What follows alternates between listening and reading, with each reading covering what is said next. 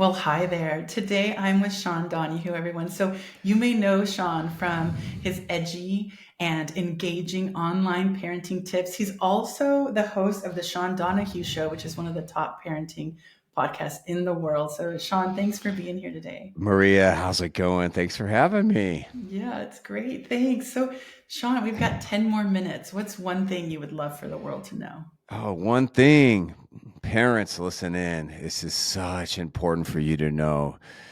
Parents are teachers, and every home is a school. And parents, you are so powerful. You are the most powerful person in your child's life. And you may never be famous, but you can be famous at home. And your kids need you in this age of screens everywhere and influencers everywhere. The truth is so freeing and so empowering. It's so cool that despite all these people that are going to be around your kids' lives, you are the one, you are the person that can shape, that can build, that can guide them. And even though you may never be an influencer, like you have more influence on your child than anybody else. And maybe you will maybe never be a CEO, but you can lead your family in such positive and incredible ways. And you may never be a therapist or a play therapist or a family coach, but you can play and enjoy and guide and help your kids in ways that nobody else can. And this is such an exciting time to be a parent because you have people like Maria and myself here to cheer you on and to support you because we are the teachers of teachers. So we get to be in your life to support you in your craft as you guide and you mold. And that is just such a wonderful thing to be a part of. All right. Well, amen to that, Sean. Amen So to that. Yeah. awesome. And so tell me, how did you come to discover this? Well, I'm 46 now, and I've been listening to your sons and daughters since I was 20. I was that college kid that started working in the after school programs and was working at the camps and just being around kids. And then later on, as my career unfolded, I became a school assembly speaker. And I was speaking to thousands of your kids. And it was okay. It was fine. I think I was good at it. But then I realized that even though these kids are listening to me for this like 50-minute presentation, they're maybe laughing at my jokes, maybe they're getting influence from me. I was like, you know what? Like my impact during this school assembly is nothing compared to the impact of a parent. And then I started thinking about how my parents impacted me, the good, the bad, and the ugly. And I started thinking about you. And I was like, you know what? This is what I think this is my calling. My job is to parent the parents and to not be a school assembly speaker, but to turn my attention on the world's most powerful people. Because you could make the argument like, yeah, we have a major screen issue now with our children. We have a major anxiety and depression issue. We've got a major drug issue. And that's all fine. We can go down that path. But, what you could also say is that our culture needs parents more than ever. And it's just really hard to be a good parent and to be a connected parent nowadays with all these other things. So it's like not like we have a screen problem. It's like we have a parenting problem. And it's just hard. I mean, I'm a parent of 3 kids myself, and I'm like a professional parent, and it's hard, and I make mistakes, and I need help. So that's how I got into it. It's just this passion, this calling for something that I think we all need. We all need cheerleaders and support and coaches in our lives and mentors we can learn from. And Yeah. this is just an exciting time because, there's been great parents forever. There's been great parenting since the beginning of mankind, but we just have so much more access now to support from online people and from great authors and from friends. It's just exciting. Yes, yes. I love as you're talking because it's like every home has a power center, and it's the parents, and it's Mm-hmm. just thinking about tapping into that. It's beautiful. That really moves me when you talk about it that way. Mm-hmm. So, what's the first step that someone would take? Mm. The first step that someone would take, okay, I think parenting, Maria, is the most emotional thing that most of us will ever do. Yeah.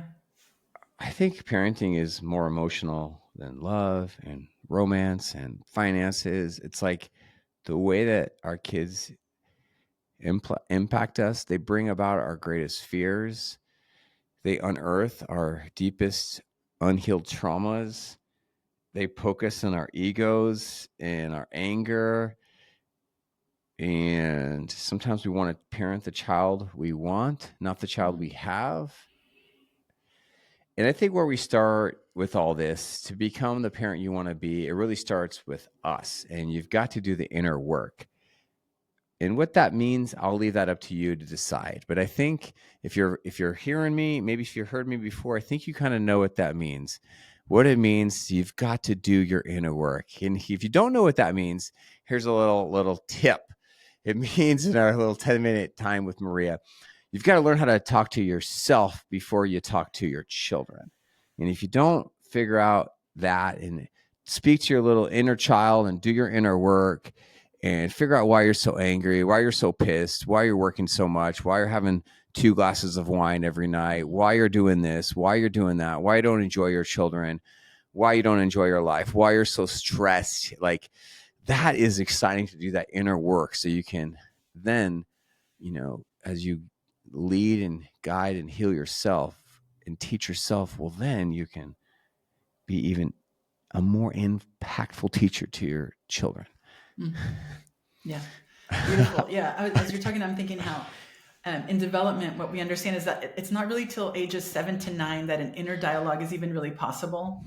And so your young child is really just monologue in their head, but Yes. we have that reflective capacity, and the true reflective capacity comes closer to age 12.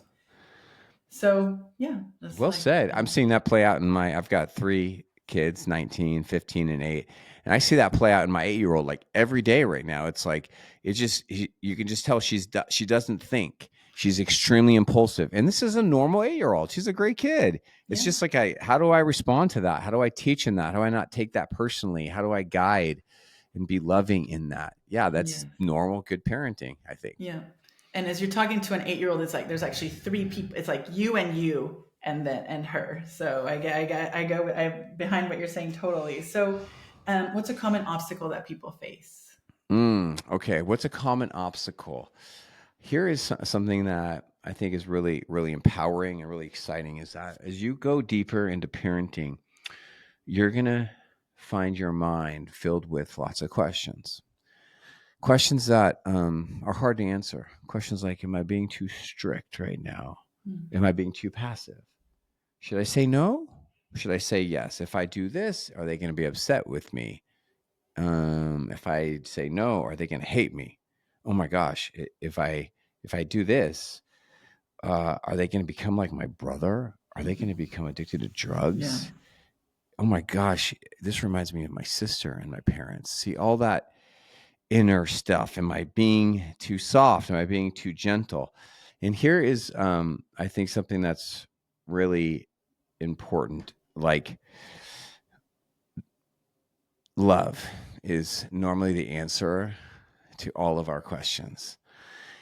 So the answer is love. Like, how can I parent with love? So yes, you can be a firm parent, but you've got to do that with love, and you can be a very gentle parent, but you have to have loving Mm. boundaries and structure around that. I think if we slow down and just ask, do I have love in my heart? Or am I building resentment? Am I building anger? Am I building tension? Am I building like a whole parenting circle that's based around me and what makes me feel good? Would be like, I know that might sound like a cliche thing, but I think that that's like the intuition of the magic of being a parent is like, there's no like, there's so few, like, there's so many great ways to be a great parent and raise Yeah. great kids. There's not one way, Yeah. but the key here is like love in my heart, and knowing, hey, I'm going to bed tonight and I love my kids and I'm doing the best I can. And I'm on my journey and they're on their journey, and I want to enjoy this ride. Yes, yes, definitely. Yep. I feel like love is the secret ingredient that attachment gives us. That's Attachment. Yeah, I love yeah. that. I love Yeah. attachment theory, attachment psychology. Yeah, being attached to our kids, playing with them, enjoying them. Yeah. When you're attached, then you're able to really solve problems. And if you don't have that attachment, well, then solving problems becomes much more challenging. Yes, yes. And so how do I know if I'm doing it right? Well, I think you know you're doing it right if I'd like to say this like we all as parents we all want two big things. Okay, we want to be close with our kids. We want for them to enjoy us. We want to enjoy them. Hugs, kisses, and good talks with your teenagers, hanging out. We want to be close and connected. That's why we had kids in the first place, Yeah. not just to send them off to some college or some work, but they don't care about us. They don't care about their family. They don't know memories. They're always on a screen. So we want that. But then we also want, for lack of a better word, it's like become a controversial word now for some reason, obedience. Mm. We want them to follow our family values. We want them to obey, brush their teeth, say please and thank you. Don't hit your sibling. Yeah. Keep your room clean. Don't put wet towels on the ground. Don't put crumbs all over the place. Be nice to grandma and grandpa. All basic stuff, right? And so how do I know we're doing it right is that here's what, trust me when I say this after doing this for over 2 decades. If you had to choose between these two good things, well, then build your foundation on closeness, on attachment, on connection. Because if you don't have that, then you probably won't have obedience.